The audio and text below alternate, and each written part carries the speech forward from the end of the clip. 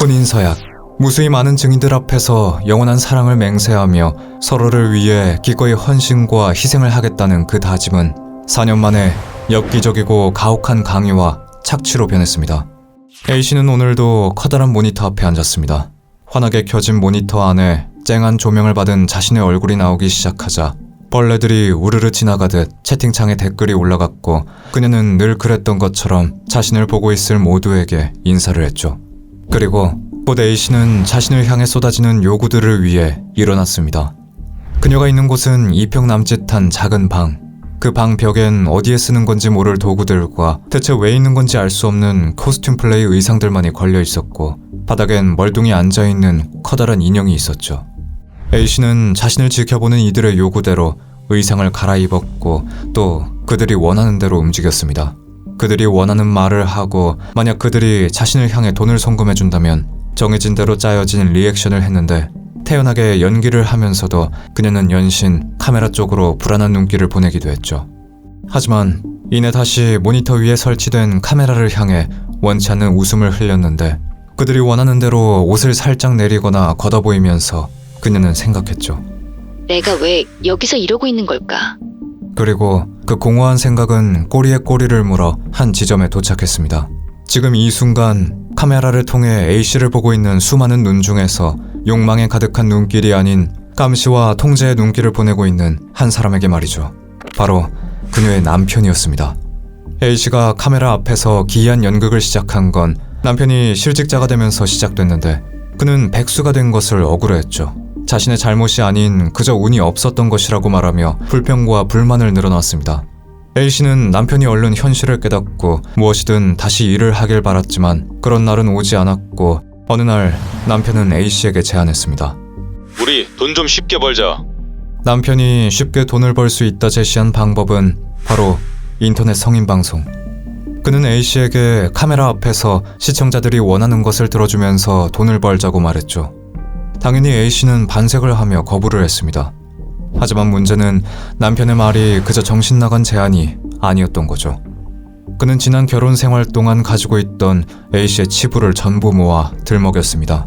남편은 남들에겐 절대 보이고 싶지 않고 보여서도 안 되는 모습들을 폭로하겠다며 그녀의 두 손과 다리를 묶었죠. 심지어 부모님까지 이용해 협박을 했고 결국 A씨는 남편의 강요를 들어야만 했습니다. 그런데 분명 남편의 폭로를 막아 자신의 하나 남은 존엄성을 지키겠다는 생각이 오히려 그녀를 서서히 죽어가게 만드는 독이나 다름없었죠. 남편은 이제 그녀를 아내로도 그리고 인간으로도 보지 않았습니다. 하루 종일 컴퓨터 앞에 앉아 욕망을 채우려는 시청자들 앞에서 맨살을 드러내게 만들었고 그들의 비위를 맞춰 더 많은 돈을 후원받으라 명령했죠. 그리고 그녀를 더 가치 있는 상품으로 만들기 위해 식단을 관리했는데 그는 이제 그녀의 남편이 아닌 악독한 포주가 되어 있었습니다. 더 많은 관심과 더 많은 돈을 벌기 위해서 말이죠. 카메라 렌즈 앞에서 사람이 아닌 전시된 고깃덩어리와 같다는 생각에 A씨는 괴로워했지만 그 누구에게도 자신의 비참한 현실을 말할 수 없었습니다. 아니, 그 누구도 만날 수 없었죠. 어쩌면 그녀는 자신이 사랑하는 사람 앞에서 비참해지느니 차라리 자신을 모르는 타인의 앞에서 비참함을 숨긴 채 연기하는 것이 더 낫다고 생각했는지도 모릅니다. 그렇게 오늘도 카메라 앞에서 자신의 것이 아닌 것 같은 몸을 전시하는 시간이 끝나고 모니터가 암전되는 순간 A씨의 가면도 벗겨졌는데 그 순간 처음부터 끝까지 방송을 통해 감시하고 있던 남편이 그녀가 있는 지옥 안으로 들어왔습니다. 그리고 말하길, 야, 방송 시청률 좀 나오게 네 친구 좀 부르자. 돈에 눈이 멀고 A씨를 사람으로 취급하지 않는 남편은 기어코 그녀를 끝까지 추락시키려 하고 있었습니다.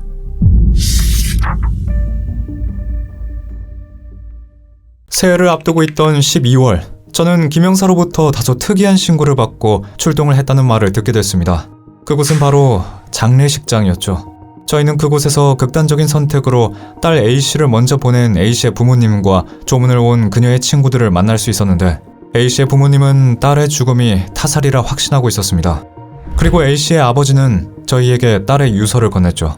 그곳엔 지난 몇 년간 A씨가 극단적인 선택을 할 수밖에 없었던 끔찍한 진실들이 적혀 있었는데 그녀는 4년 동안 결혼 생활을 했던 자신의 남편 김모 씨에게서 협박으로 인한 착취를 당하고 있었습니다. 남편은 육군 상사였는데 현재 무직 상태라고 했죠. 김 씨가 A 씨의 성관계 동영상이나 나체 사진을 아버지에게 보내거나 인터넷에 올리겠다고 협박을 했고, 그로 인해 인터넷에서 성인 방송을 하는 BJ로 활동하며 백수가 된 김 씨 대신 돈을 벌 수밖에 없었던 겁니다. 유서에 의하면 김 씨는 아내를 협박으로 감금을 시켜놓은 채 몇 년 동안 착취를 하고 수익을 챙겼다는데, A 씨의 부모님은 이 유서를 읽고 그간 딸이 보였던 이상한 행동들이 전부 납득이 갔다고 설명했습니다. 집에 찾아가면 A 씨는 부모님을 들어오지 못하게 하거나 밖에서만 만나려고 했었고, 오랫동안 우울한 모습을 많이 보였다고 했죠.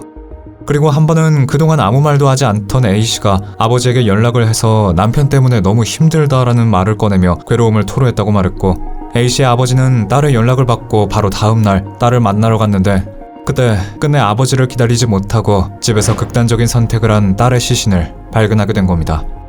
유서에 의하면 참던 A 씨는 결국 김 씨에게 이혼을 요구했지만 남편은 이를 들어주지 않았고, A 씨가 기적적으로 집을 나온 후엔 A 씨가 김모 씨와 결혼 전 낳은 자식의 사진을 성인 방송에 공개하겠다는 협박까지 하며 끝까지 그녀를 놔주지 않았던 걸로 보였죠. 그리고 그 자리에 있었던 A 씨의 친구들 또한 A 씨가 남편으로 인해 많이 힘들어했다고 증언했습니다. 친구 B 씨는 A 씨로부터 남편이 일주일 내내 10시간에서 12시간 정도의 성인 방송을 찍게 했다는 사실을 전해 들었다고 말했고, 친구 Y 씨는 A 씨의 남편에게서 함께 방송을 하자는 무리한 제안까지 받았다고 설명했습니다. A 씨의 처절한 유서, 그리고 가족과 지인들의 증언을 들은 저희는 이제 그녀를 사지로 내몬 장본인인 남편과 이야기를 했어야 했는데, 남편 김모 씨는 아내의 장례식 동안 한 번도 모습을 드러내지 않았죠. 그는 연락도 받지 않고 그대로 잠적을 했습니다. 저희는 김 씨의 행방을 추적하고 A 씨의 휴대폰을 포렌식했는데, 그곳에선 유서의 내용을 증명하듯 A 씨를 향한 김 씨의 더럽고 야비한 협박들의 증거들이 나왔죠.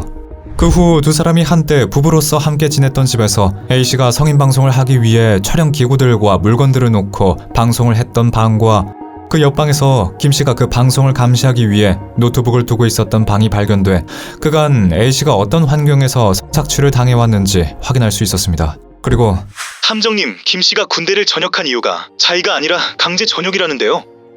김 씨가 군대에서 쫓겨나는 불명예 전역을 했다는 건데요. 그 이유가 참으로 가관이었죠. 그는 과거 트위터와 올리팬즈를 통해 불법 촬영물을 판매, 유통했습니다. 그리고 그 피해자는 바로 아내 A 씨였죠.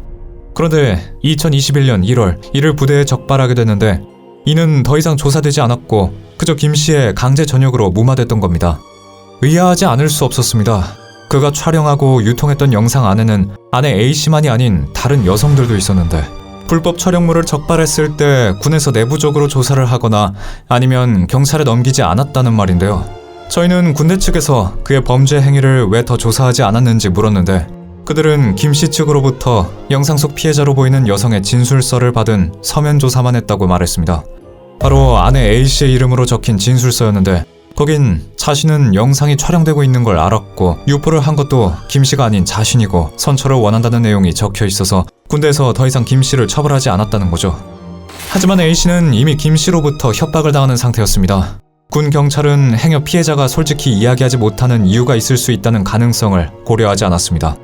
성범죄인 만큼 피해자인 A 씨와 피의자인 김 씨를 분리 조치해서 사건을 더 깊게 파고들었어야 했는데, 김 씨의 비열한 범죄 행위를 막을 수 있는 기회를 2021년에 한번 놓쳤던 거죠.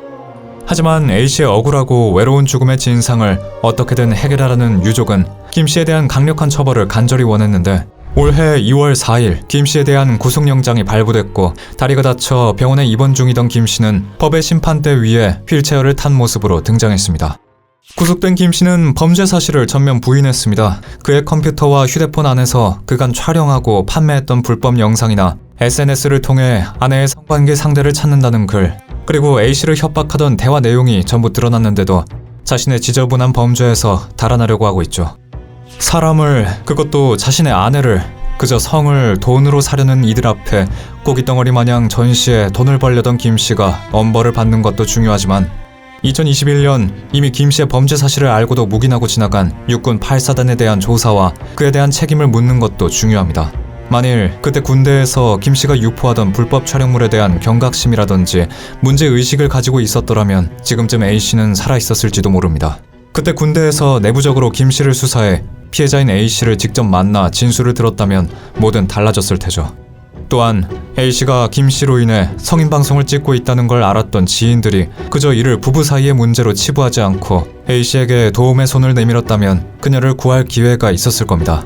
그동안 2평짜리 방 안에 갇혀 인간으로서의 존엄성을 좀먹어가며 외롭게 있었던 피해자를 위해 앞으로 남은 경찰 조사와 피의자 그리고 암묵적인 동조자들에 대한 처벌이 정확하게 이루어지길 바랍니다.